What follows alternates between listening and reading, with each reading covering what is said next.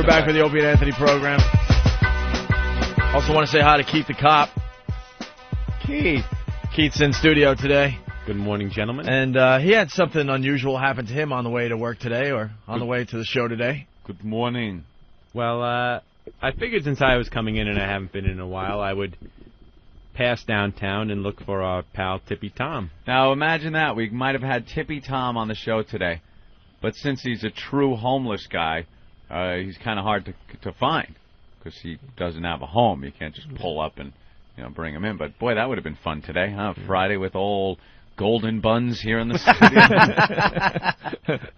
But you kind of know some of the areas He's hangs out in, right? Territorial sort of guy. He hangs out down in the meat market sort of area. I hang out in the meat market.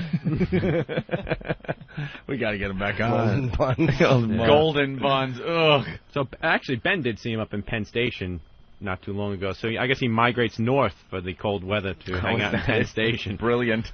How come he doesn't go down like underground where all those mole people go?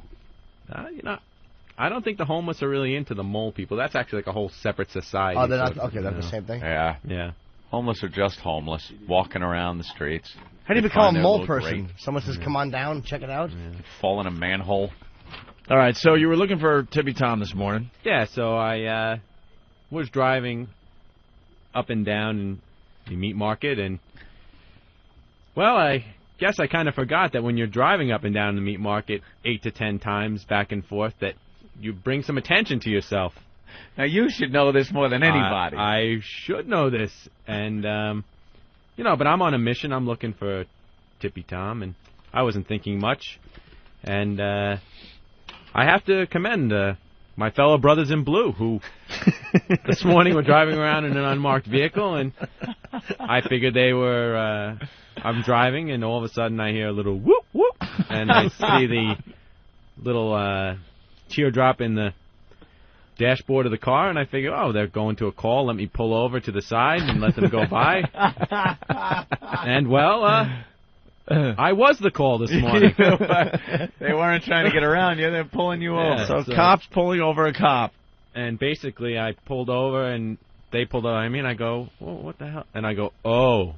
It hit you. They think you're picking up a tranny. Because, when you are driving around down there, and you're driving kind of slow, and I'm looking along the building line, there are these trannies, and they see you, and they wave and stuff, like they think you're cruising. Right. And obviously, so did the NYPD. You were driving slow, kind of looking out your window, looking for Tippy Tom. Right.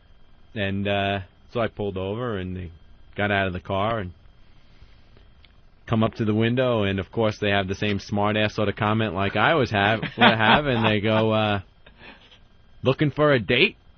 And I'm like, you offering handsome? And it was slightly embarrassing at that point, just, because they think I'm looking for a date. Yeah, for that even split second. That you happen to, I pulled my ID out, and I said, no, I'm not looking for a date. And, they go, oh, and I don't think they believed me right away until I did mention my... Oh, now we got a brother here who's looking for a tranny. Yeah. They're like, oh, look at this cocksucking face. So, it turned out, I mentioned my affiliation with the show. I says, I happen to work with the Opie and Anthony show, and I'm looking for... And they did know the show, and, oh, yeah. And they said, I really didn't fit the description. They said most of the time around that time they get meaty-titted white guys with driving a Saturn with Jersey plates. That's usually the type of people they're stopping at that point in time in the morning. I don't have Jersey plates. But Tippy Tom, that's a good one. I have to remember that. Yeah. I thought this was Tippy Tom. You think they were buying it? Yeah, I think when I met... they weren't buying it until I did mention... yeah. And they knew Tippy Tom from the old days, so... But there was nothing they could do to you, right? No. Just harass you a little bit? That's pretty much what they were... you can get guys for cruising, but you'd have to... I love when the cops know the show, man. That is the best. Yeah. I got pulled over once going down the Belt Parkway. I was flying. And the cops call that area the killing fields. You see people pulled over there all the time. And they got pulled over... And it was highway patrol, so he's got his glasses and his leathers on and everything like that, and he comes over, just badass. license, registration, insurance, just right by the book and everything. Goes back to the car. I didn't tell him anything. I wasn't even going to try to get out of it. But apparently when he called my name over, somebody had told him, oh, that's Anthony from the Opie and Anthony show. So I see him get out of the car. I look in my rearview mirror, and he's got this big smile on his face as he's walking over. His attitude, he might as well have been a different person. When they come up to the window and they're all badass and stuff, you're like intimidated, kind of, I'll be polite, nice, try to get out of this unscathed. And then he comes up just like, hey, dude, what's up? Love the show. Whew. Skated another one. That's awesome. Love when they like the show. Hate when it's somebody that is out of the demo. When I get pulled over and I see a black woman walk up to the door, I don't even mention it. Have you ever heard of Opie and... No, just give me the ticket, please. Thank you. Thank you. Let's go back to the phone and say hi to David in Dallas. David, what's up? Good morning, guys. Morning. Morning. Reading the paper yesterday, and our friends at PanzerFaust Records have a little problem. Evidently, one of the co-founders of that organization may be partly of Hispanic descent, and has created so much controversy with the outfit. I think they've ceased operations. I just thought you guys might want to know. Also, as to your little GI problem, don't worry. I think some of that comes with age. You may want to get a gastro doctor to take a little look, but you're going to be fine. It's one of those things that... All right, David, thank you. Jesus. I love this. News on white supremacists and a little medical advice. Right. Yeah. Well, that's the My show. doctor told me that if you start worrying about it, it actually makes it worse. So I just thought I would pass that along. David, what for further discussion. David, what are you hauling today? I have a load of limestone dust. Limestone? What? Yes. Lime or lamb? Limestone. Limestone. A limestone. Like you put in the Corona lime. Oh, lime. Limestone. Limestone, yeah. All right. Thank you, David. Thank you. All right. Watching out. Where's Martini Steve? He knows the details of this story. We might have to play the Hulk music because we had these guys, or the owner of the company, on the show. PanzerFaust. And it turns out one of the founders of the record label is a Mexican. It might not be pure. Might not be of pure Aryan blood. He got a little Mexican in him, I think. Somebody's, was it mother or grandmother? Yeah, Steve knows the... Steve's coming in with the details. As he walks into the... Oh, here he is right now. Martini Steve, everyone. It's Martini Steve. Martini Steve. It's Martini Steve. Hey, Steve. Hey, man. So what's the deal with this thing? PanzerFaust. I guess Byron, the guy that we talked to, he found out that his partner's mother was Mexican. How dare he? Yeah, exactly. How dare he? And considering that the label is completely Aryan in nature, he doesn't want anything to do with the guy. So he called it quits, got out of the label, and now I guess he's suing for... How do you sue I don't understand. That's the part I don't mom? get. I don't understand what he's Suing suing because you had the wrong blood. Yeah, maybe he's poor suing guy for... had to grow up with that humiliation. Now you're going to rub it in court? I guess he's, I guess they formed a partnership based on the fact that they were both... No, I was just... Of pure blood. I know. I'm just... Exactly. So hard Thanks to be an Aryan white supremacist racist these days. It really is. It is really hard because you just don't know if you're a pure blood anymore. You know how he found out? I did hear this. It was that Dennis Hopper told him in a trailer while he was trying to get information. That's how he found out who his great-great-great-grandmother fucked. And they were Mexicans. Yeah. And your great. Fuck the Mexican. Yeah. Had a Mexican kid. Oh! I love this guy. You're an enchilada. Oh! So they're out of business. They're out of business, at least for now. I mean, Byron, I just after speaking with Byron, I can't imagine he'd be out of it for too long. He just speaks with such fervor and passion about what he does. I can't imagine. Yeah, he loves being a white supremacist. He loves the whole thing. So I can't imagine him being out of the game. I just think that label in that incarnation is. Do you know how long they had been working together? No, I don't think it was. I think it was a couple of years, but I don't. How long could you keep that from your business partner? No, just look at his face. It was round. A round face gives away if you're Mexican? Oh, yeah, definitely. How did he find out about the other guy's mother? Did he, like, open a hotel door when someone was knocking and go, oh, you? No.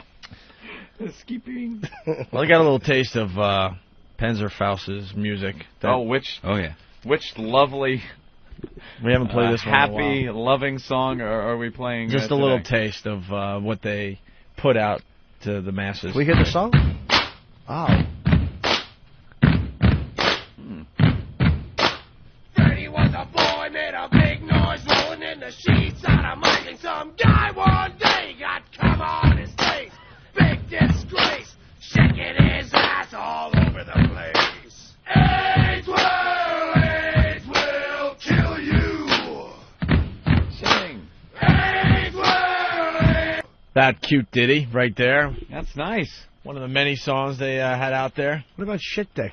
Well, I'm leading up to that, Jimmy. Oh, okay. You know I'm what leading up to that. This situation is like that. Remember the episode of Oz when the white supremacist, one of them needed a gum transplant, and the dentist in the prison thought it would be funny to use a black guy as a donor, as a gum donor for this white supremacist, and gave him a black guy's gums, and then let the word out that that's what happened, and the white supremacist just like beat him up, and then of course it's Oz, so they had to rail him in the ass in some back room somewhere.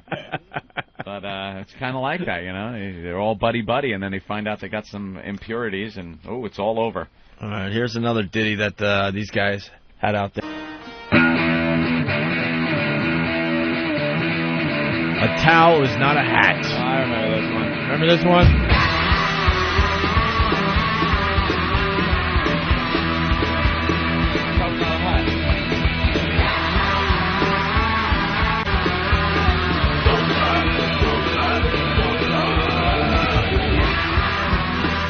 I love that part of the song right there. Right. There you go. A towel is not a hat. Incidentally, I think that as white supremacists go, I don't know if they really think that Arabs are worse than Jews. I think they're on the sides of the Arabs because they hate Jews so much. Yes. Huh. I don't know. They sound pretty hateful for everybody, though. But PanzerFaust. because the Arabs oppose Jews and attack Jews, I think Jews are number one on their hate list. Yeah. So they are on the side of like Palestinians and Egyptians. I think Jews are the worst. Or homosexuals. And then homosexuals. Oh, so okay. And then blacks. And then Mexicans. And then, I guess Asians. Well, we're trying to get Byron on the phone. He'll give us the the top 10 he hates. Yeah. They're not very inclusive. This is like when the Beatles broke up, hearing the music and knowing that, They're no longer. Yeah. And then we got this email that ties into the last song that we've been playing on our program. I guess this guy wrote you, Jimmy. I wrote Jimmy about the Pats rolling rally yesterday. Oh, yeah. I guess after the Super Bowl, they do their parade, obviously, and there was a lot of TV cameras and stuff up there in Boston. And at the Pats rolling rally yesterday, some girl flashed her boobs live on TV, and then I saw a sign that said O&A shit dick. Really? Yeah, we got a lot of these emails that came in, so I guess someone got a shit dick sign on Boston TV during their Super Bowl celebration, Anthony. Yes. During the parade. It was live on about 4 stations here in Boston. Wow. Absolutely hysterical. You can ask Jimmy. I left him a message on his cell. I'm Joe from Boston. So, yeah, that really did happen. And that brings us to the final song that we were playing from these guys, Anthony. Yes.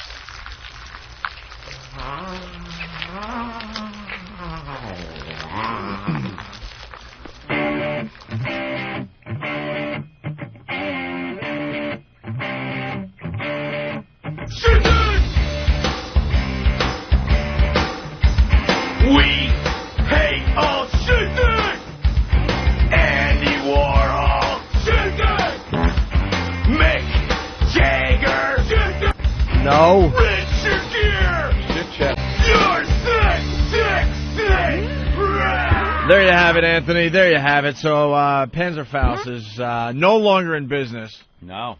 I'm sure we'll get Byron on the phone to tell us exactly what happened. Give us some more details about the breakup with his Mexican partner. Oh, that must have just enraged him. Because he had a good thing going. You know, he was on CNN. I mean, he was getting a lot of media coverage, and then it comes out that his partner is Mexican. Ooh. I wonder what tipped him off, the fact that he'd only buttoned the top button of his shirts. Hey, Holmes. I know, Byron, the blacks are moving in. 2-1, 2-1.